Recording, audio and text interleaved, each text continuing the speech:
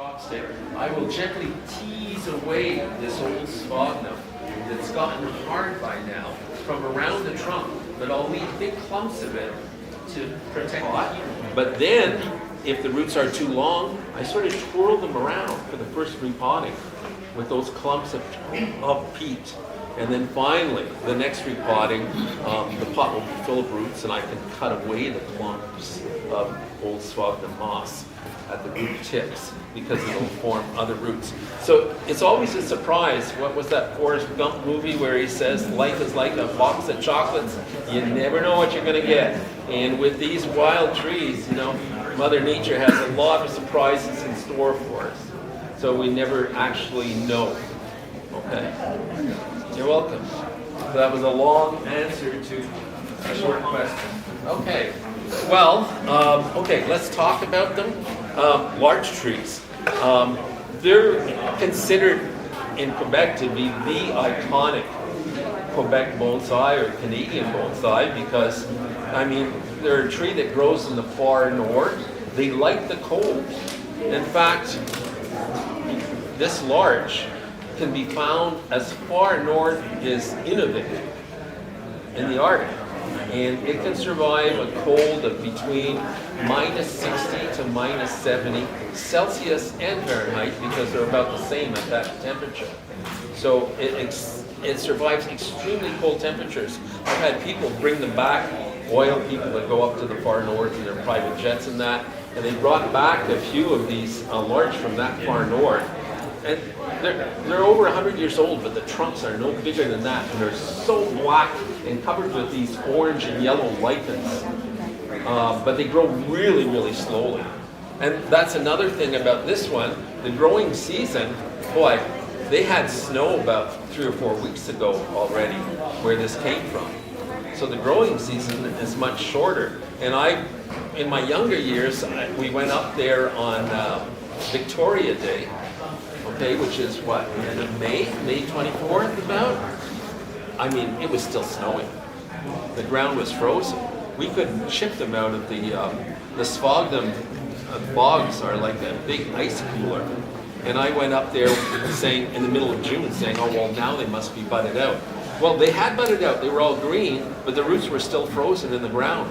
So the only time we can collect larch that far north is in the fall, exactly at this time when they're turning yellow, although they've already turned yellow, as I say, at least 3 weeks ago, where this tree comes from. As soon as they turn yellow, you know they're dormant. And that's the best time to work on it, okay?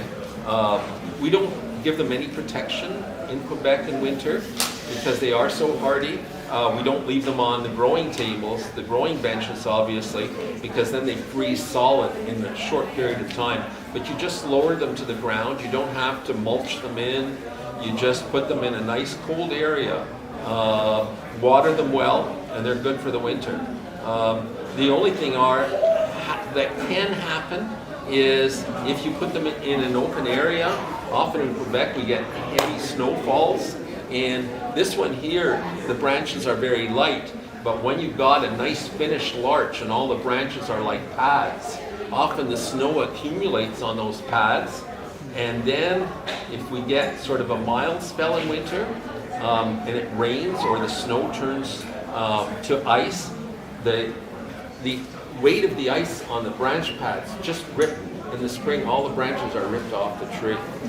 So I always advise people to have some protection over the top to prevent the branches from being ripped off, okay? But otherwise, never keep them in a cold greenhouse or never keep them, you know, in a garage or a garden shed. Just leave them outside. They're so hardy, you know? And larches are probably, the reason why I call them iconic is because larches are like androgynous. They're like a chameleon. They can take any shape. You know, often if we look at a pine tree, generally pine trees grow really, really straight, and we try to design oftentimes the pines or spruces into very upright styles, very vertical styles. Well, larch trees are like, you know, you can find straight ones, you can find really sinuous ones. You can find a lot of slanting and semi-cascade and cascade. And in the bark, when you're driving to go collect them, there's all these bogs and there's all these dead ones. And sometimes the whole bog looks like the trees were all trained by Japanese gardeners. Because, some of them are maybe 2 meters high or 3 meters high, but they've all got beautiful branch pads, and they look as if they've been pruned. It's just amazing when you go up there and you see acres of them, and it's just hallucinating to see how beautiful it is up in the far north where these are growing. Okay, so yeah, that's a little history of large trees, and they are, as I say, bonsai people lust after them in Quebec. Here in Toronto too, some of your people have driven to Quebec to buy them from bonsai growers or collectors in Quebec, because it's a very unusual situation. I was telling, is Mike here? Oh, he's in the back there.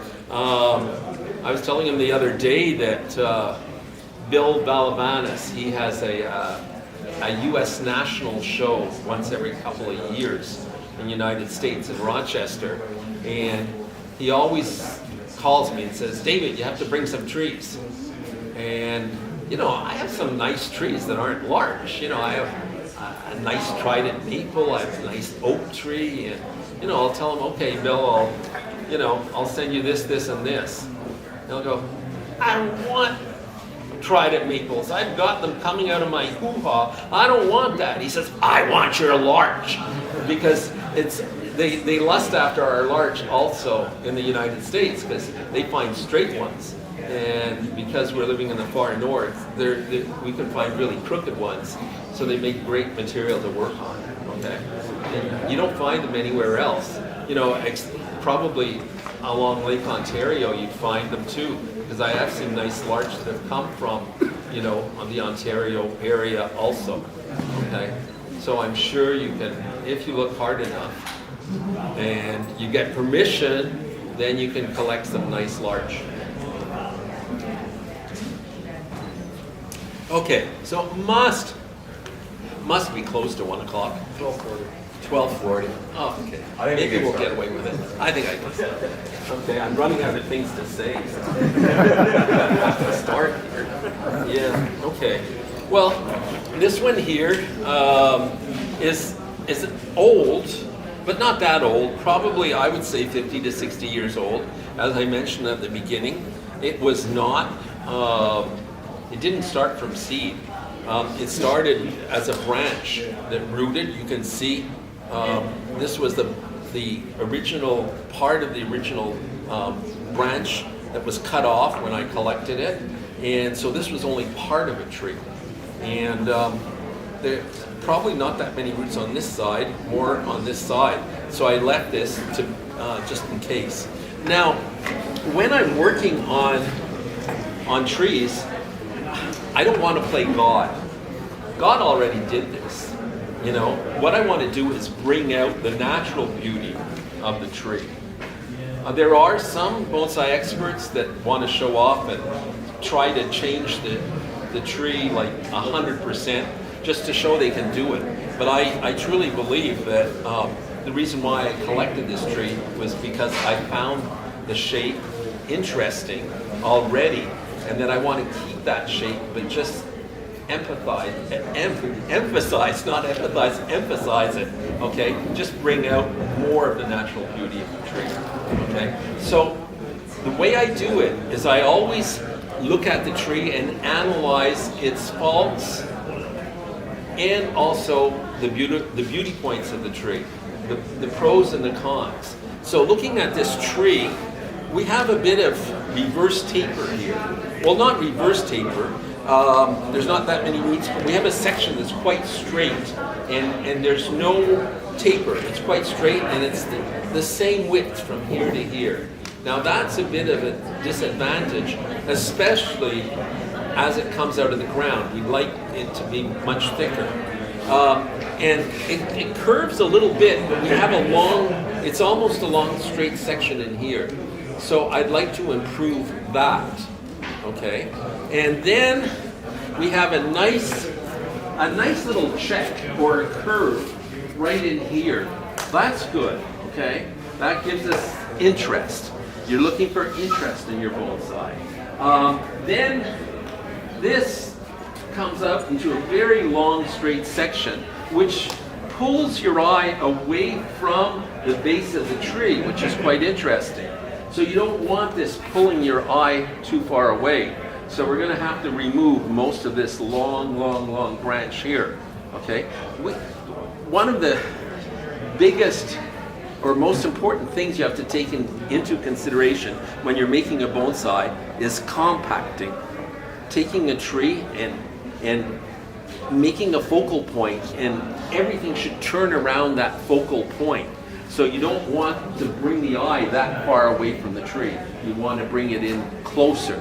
And when you look at a tree, we look at it from the bottom up, from the base, the nabari or root line, up to the trunk. So we want to create more interest and a more compact tree. So what I recommend, I will be using some of these natural flowing branches to create a semi-cascade style, which means I am going to raise it, but I do want to bring the branch down, but not too low. Not too low. I want to, a semi-cascade style is defined by the branch will come halfway between the rim of the pot and the bottom of the pot. Now this is not a cascade pot, this is a Japanese training pot. They're made specifically for growing bonsai, and everybody in Quebec uses them.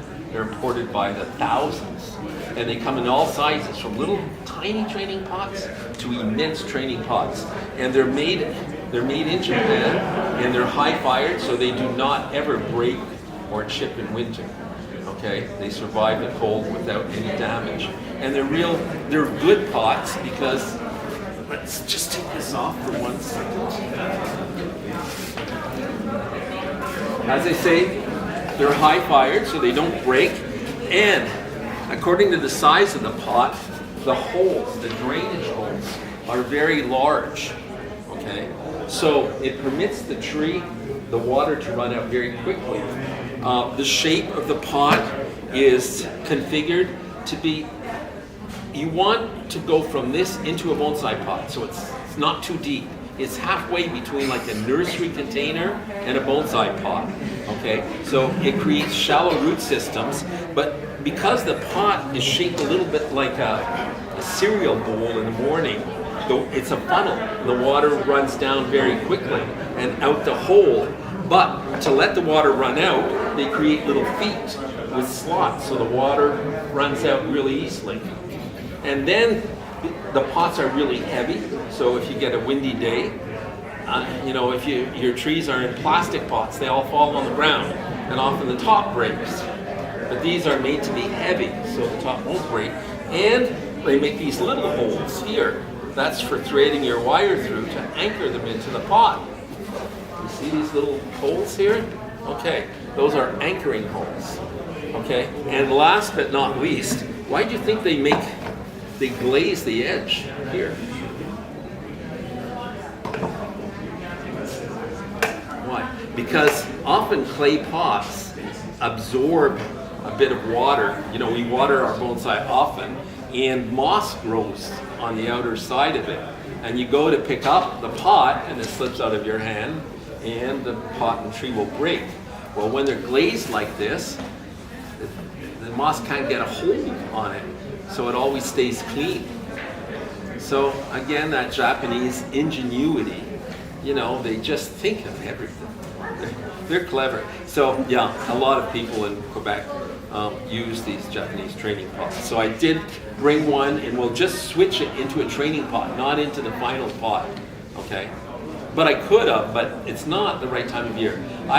Larch, like anything, it's in the pine family. And like anything in the pine family, are very, very time sensitive when it comes to repotting them.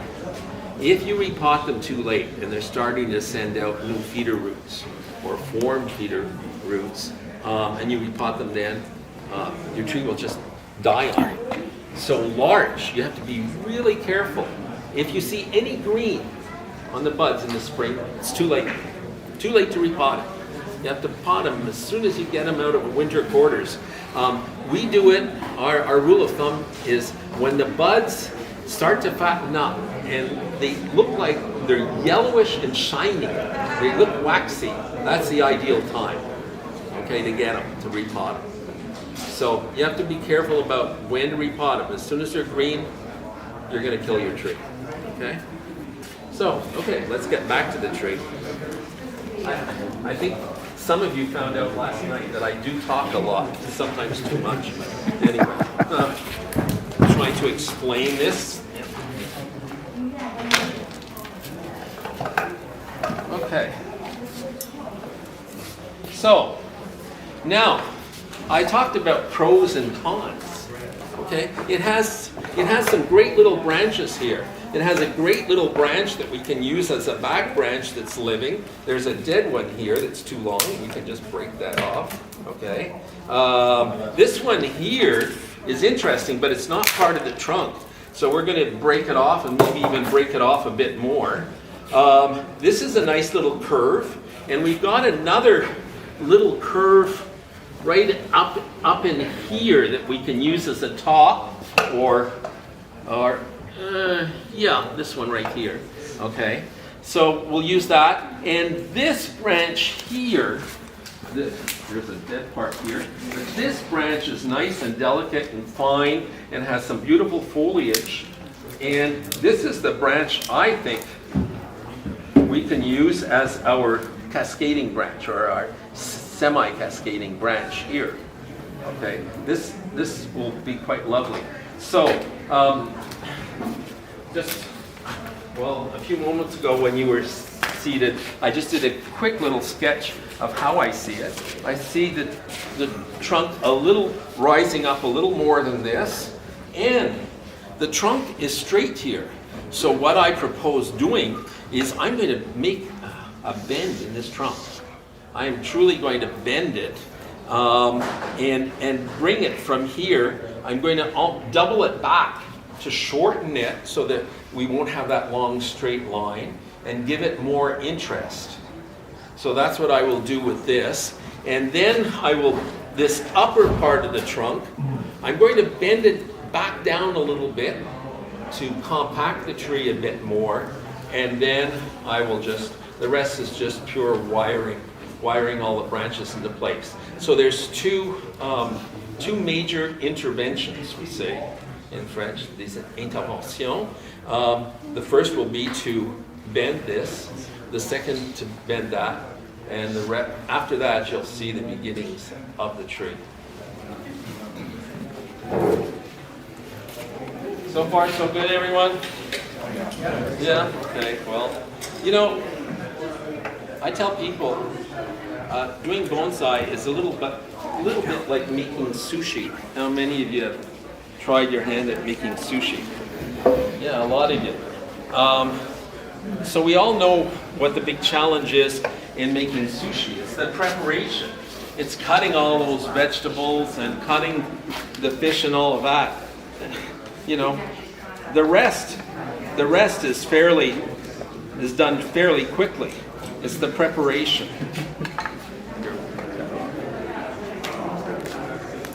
Now we will anchor our rebar here, right to the base, like that. So hold it in place, and I will get some more wire, thicker. Always use copper when you're tying, because aluminum wire is weak, and you go to really tighten it, and it just breaks. So it's miserable to work with. Okay, now one. Okay, should hold. Yeah. Okay. Now, as I said, I cut some pieces of wood at someone's house the other day, and I didn't cut them long enough. So I'm going to have to use maybe one of my wedges. Fortunately, yeah, I have several wedges. This one is too long, so we might go with a smaller one.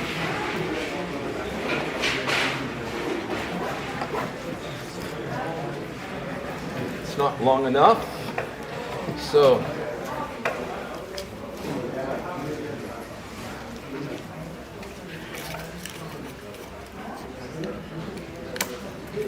I think this one will work.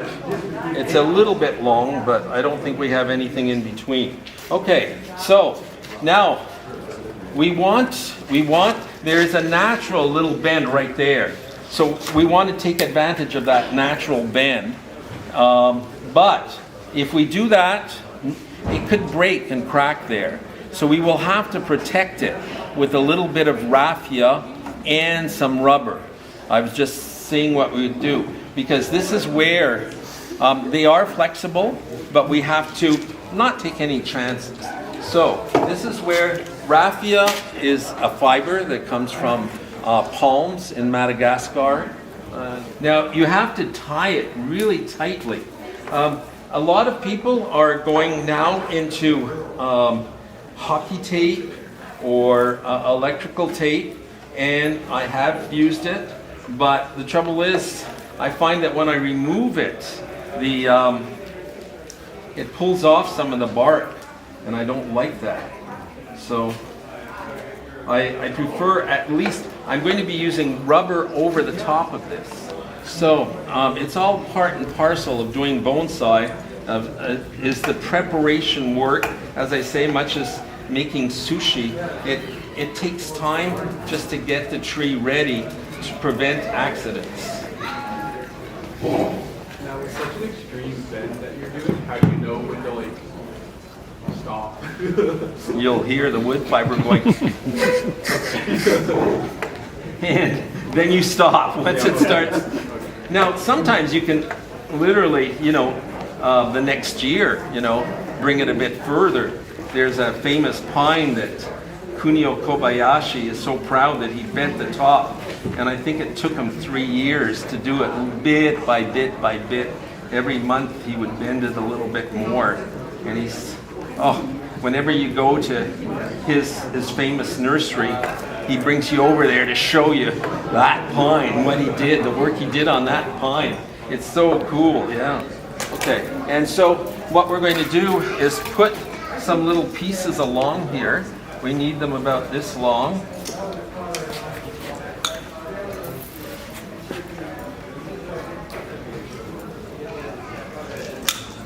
I actually think maybe, let's go with, I think 2's enough. David, how far down south have you seen people successfully grow larches? Oh God, larches, as far south as northern New Jersey. Okay. I've sold them to clients in New York City and Morrisville in southern New Jersey, and they've died. Okay. So I won't sell larch to anybody that's any further south than New York City. Okay. Okay, so now we're going to put these 2 braces on the spine of the tree. The rubber is just an inner tube. I think this one was from my my wheelbarrow, but I often use bicycle inner tubes. Now what we will do is we will wire this trunk, but it's not going to, the wire would not be strong enough. When you're using copper, you want to bend a trunk this size, it would have to be about the third the thickness of the trunk, and it would be very difficult. So we're going to use, as I say, a wedge, and we'll tie it in place with this. So I'll get some copper, we'll wrap the trunk with copper wire, and then we'll be ready to get the wedge in there and bend it, okay? Okay, now we'll anchor the wire in the pot, and we want it to get tighter. So if we go this way, it's going to get looser. We want to get it tighter, so there's always a proper way to wire in the direction where it's going to get tighter and hold it in place.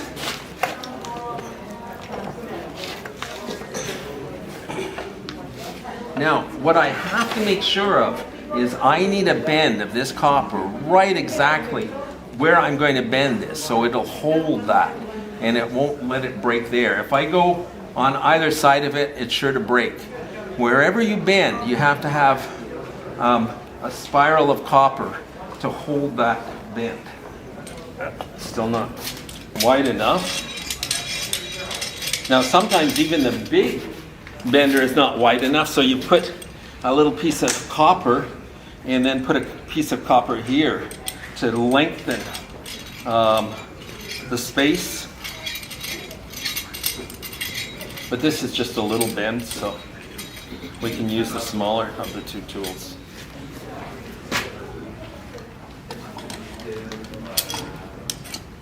Okay, here we go.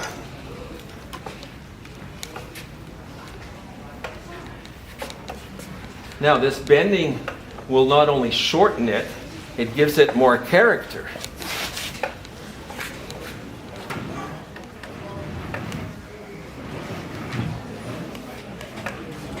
I can hear some noises. I'm starting to.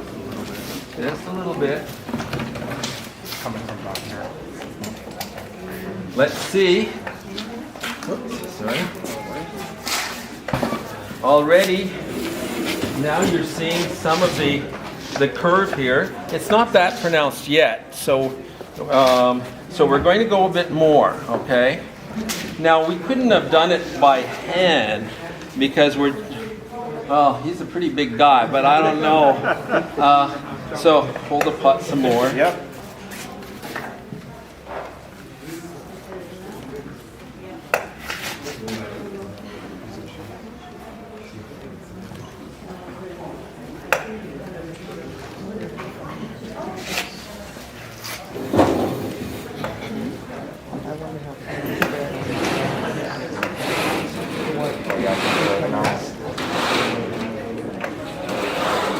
One more. It's always the last one where you can say one more and it covers. Okay, now what we will do is we are going to tie it to the rebar. Okay, whoops. More because okay, I think I have enough to hold it now. Okay, now we're going to see if it holds when we unleash this bender.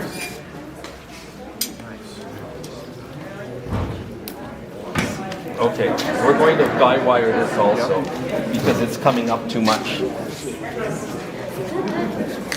And with a bend that size, how long would you leave the wire on? A couple of years. Sliding under the rubber. Oh, here we go. Got your pliers there. Yeah, I'd like 2 strands though. What I'm guy wiring the second trunk or the upper part of the trunk into place also. Let me know when you're going to give me some.